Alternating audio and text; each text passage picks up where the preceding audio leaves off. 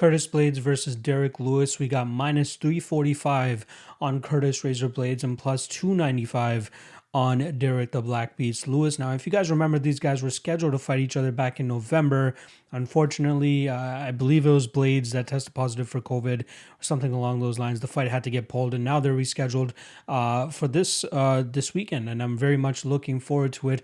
And it's a fight that I'm almost glad that I got a little bit of extra time to think about it, because originally, if you guys do remember my breakdown, you guys can go back and listen to it on my channel, obviously.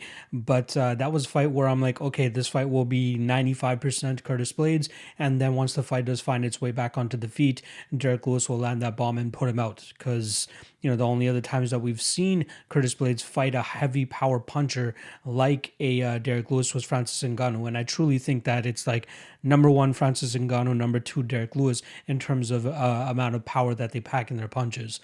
However, the more that you think about it, and like I've had this approach in prior fights with Derrick Lewis where I go, okay, he's gonna lose this fight unless he lands a bomb, and that's usually somewhat low percentage of a path to victory. I bet, I'm trying to look back and remember, I believe I bet Marcin Tybura against him. That was a fight where Tybura was pretty much winning the entire thing. The Alexander Volkov one is obviously the one that stands out the most. Was winning that fight, pretty much had 11 seconds left to survive. Black Beast lands that bomb and knocks him out. And then as of late, I haven't really looked to fade him or anything like that, but I truly think that Curtis Blaydes is the best opponent that he's faced to this point that will absolutely exploit Derrick Lewis and pretty much shut down the knockout ability that we see from Derrick. Now, the other concerning things are when you're looking at Derrick Lewis's his last fight against Alexei Oleinik. We did see Oleinik very successful in getting this fight to the ground. He landed, well, it only looks like one takedown, but it seems like he had more time there. He did accrue close to 2.5 minutes of control time against Lewis, but I was very skeptical about the approach that Oleinik took in that fight. He had these solid positions where he was the one on top, but just for some reason decided to go for scarf holds instead of, passing to full guard and maybe raining down some shots and opening up the back and possibly sinking in a rear naked choke. And not to mention, he was very close to completing that key lock as well at the end of the first round. If he had another maybe 15, 20, 25 seconds, he probably would have completed that submission. And we're talking about Alexei Oleinik here going up against Curtis Blaydes and not Derrick Lewis. It's as small as that.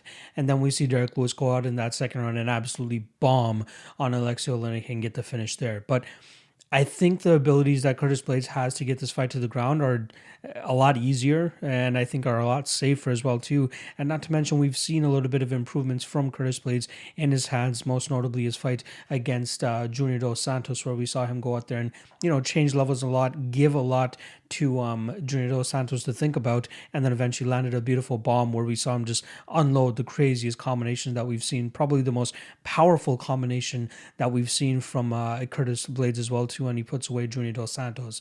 In his last fight, 5-round unanimous decision victory over Alexander Volkov, but he was really huffing and puffing at the latter part of that round, or that fight, I should say. We did see Volkov have some success in that 5th round, but Curtis Blaydes was absolutely pooped, absolutely exhausted. Now, I read a little bit too much into that when I first did the breakdown for this fight. I thought that Curtis Blaydes didn't really have the greatest gas tank based off that Alexander Volkov fight alone. But if you really watch that fight, and even though he completed 14 out of 25 takedowns and accrued as much control time as he did, I do want to get the actual number on that before I continue on. But Alexander Volkov did a really good job in terms of making it difficult for Curtis Blaydes to hold him down. That's what caused Curtis Blaydes to start huffing and puffing as much as he did. In that fight, he accrued close to 20 minutes of control time, went 14 of 25 on takedowns, and landed 116 strikes just from the top. But Volkov did a good job of continuously moving, doing some good damage from himself from the bottom, but always getting back to his feet. Like, in terms of the amount of takedowns that Curtis Blaydes was landing, he was landing, so he went 5 of 6 in round 1. 3 of 4 in round 2, 1 of 4 in round 3, 3 of 6 in round 4, and then 2 of 5 in round 5. When you're shooting an average of 5 takedowns per round, yeah, it's going to gas you. Not to mention against a big guy like Alexander Volkov, it is going to gas you out. So I did knock on Curtis Blaydes a little bit too much when I initially broke this fight down. With Derrick Lewis, on the other hand, I don't think he's going to have the cardio to really hold up later in these fights. And even though he does have those blitz moments where he's able to gather up enough energy to go out there and put your lights out like he did against Alexander Volkov in round 3, it just really catches up to him. And I think that this stylistic matchup here with Curtis Blaydes, who's going to be the most dominant wrestler that we've seen Derrick Lewis fight since Daniel Cormier, who did choke him out in the, I believe it was second round of their fight.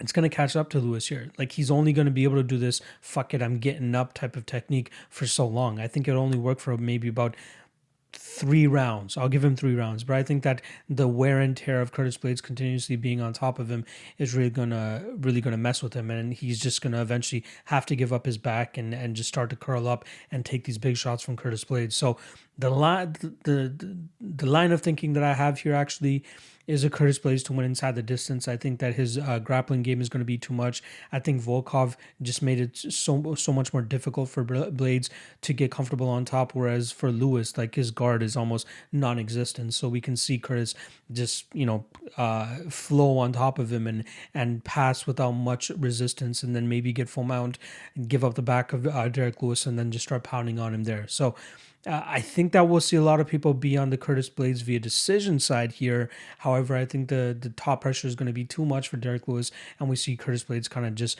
ground and pound and maybe even sink in a choke if Derrick Lewis gives up his back. Again, I'm a Derrick Lewis fan. I hope that he wins. But in terms of my brain, it's very hard to overlook the significant grappling advantage that Curtis Blaydes is going to have here, not to mention the progress that we've seen in Curtis's game.